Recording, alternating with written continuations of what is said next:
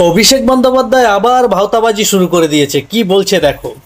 আমি 5 বছর 1000 টাকার রান্নার গ্যাস আমরা ফ্রিতে দেবো, 42টা লোকসভা কেন্দ্রে আমি প্রার্থী তুলে নেবো, এত বড় কথা বলে দিয়ে গেলাম। বলতে হবে 5 বছর সব গ্যাস ফ্রি, যে যত গ্যাস ইউজ করবে। পারবেন?